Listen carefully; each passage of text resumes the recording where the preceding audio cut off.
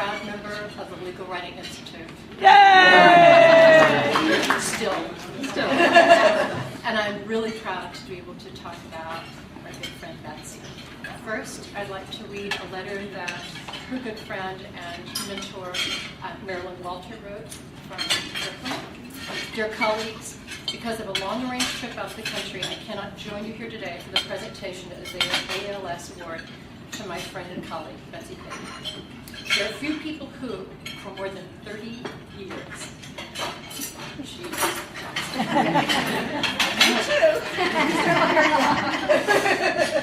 have combined the role of preeminent scholar in the field of legal writing and provider of instruction and support for the weakest of students.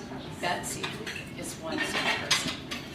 Betsy and I both began teaching at Brooklyn Law School in 1980, the two founding members of the school's new legal writing program. For me, it's been an extraordinary experience, and I'm grateful for everything that I have learned from her.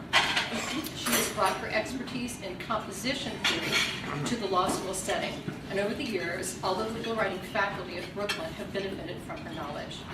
In addition, Betsy's wonderful ability to nurture and motivate students to excellence. Since 1980, she has worked with thousands of students, most first-year students who have been referred to her because they need extra help. Betsy diagnoses their writing and analytical skills and helps them improve those skills. She also supports them emotionally through the difficult first year of law school. Betsy works as well with upper-level students in the two courses she pioneered there, Advanced Legal Writing and Writing for Law Practice. Finally, she works with our strongest students, providing workshops for those selected to work on our law journals. During the same 30-year period, she co-authored 3 widely used texts and wrote innumerable law review articles. In all, Betsy Fajans is a model of a dedicated and exceptionally talented teacher and scholar. She has been an inspiration to all of us who have been fortunate enough to work with her. Sincerely, Marilyn Walter, Director of the Legal Writing Program, Brooklyn Law School.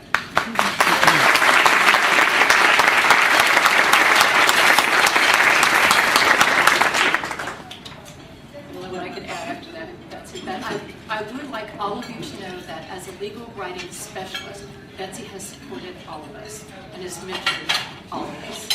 I think that she got that support first, 40 years from Bob, and when you have that kind of support, you can give support.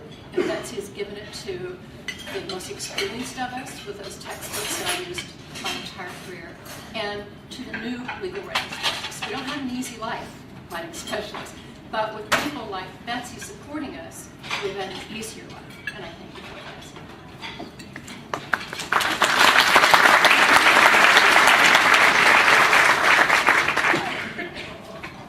Betsy's contributions to the field of legal writing are too numerous for all of us to relate all of them to you today. So instead, I'm just going to focus on 3 areas in terms of her contribution to scholarship and share with you a few of the comments that were made from the people who nominated her for this award. First, as has already been mentioned, Betsy's written numerous scholarly articles about legal writing. But if you forced me to pick just one to recommend to you, I would say don't get back on that airplane if you have not read, she's co-authored it with Mary Falk, Against the Tyranny of Paraphrase, Talking Back to Text. It was published in 1993 in the Cornell Law Review. It's a classic, and as one of her nominators said, it is, quote, among the earliest scholarship to raise our discipline to a new level of intellectual inquiry.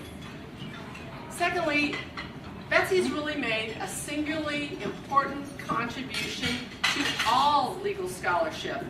Her book, Scholarly Writing for Law Students, seminar papers, law review notes, and law review competition papers, was the first in the field, and it is the acknowledged gold standard for law review writing. As another one of her nominators wrote, quote, this book has never failed to jumpstart any writing requirement law review note I have supervised, unquote. That's, yes. Betsy's book on law review writing did not stop with this one book, however. Many of you may not know that she's a frequent speaker reviews, meaning that she has helped train and shape law review editors' approach to law review writing, acceptance, editing, etc., all around the country for many years. Third and finally, and I'll have to limit myself to this, Betsy has been a uniquely powerful voice for raising the level of scholarship within legal writing. And she's done this in many ways, but most notably as a member of the editorial board of our journal, Legal Writing. One of the former editors of the journal was one of her nominators, and this person said, quote, "Betsy gave countless hours helping authors publish their submissions. While I was editor-in-chief, I could always turn to Betsy to get a final read and edit on an article. There was no harder worker." As an editorial board member, Betsy fought for high standards for the journal to maintain its excellence and to be sure it was respected in the legal academy. The nominator went on to add, quote, "Betsy can be counted on to raise the critical issues, and she doesn't back down when 2 or 3 people insist that they win because they have the majority. She is one tough cookie," unquote. Friends, please join me in congratulating this year's winner of our section award and one very tough cookie, my friend Betsy Fajans.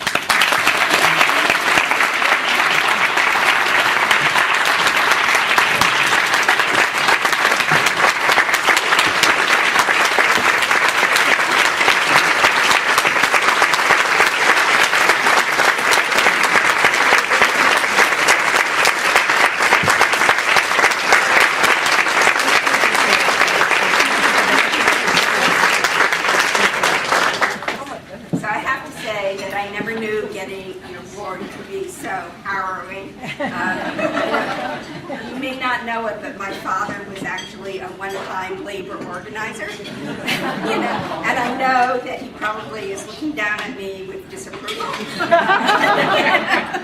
But what can you do? I got many nice emails from people who felt they couldn't be here today, so I appreciate that, and for all of you who came today. I did want to say a few words about legal writing.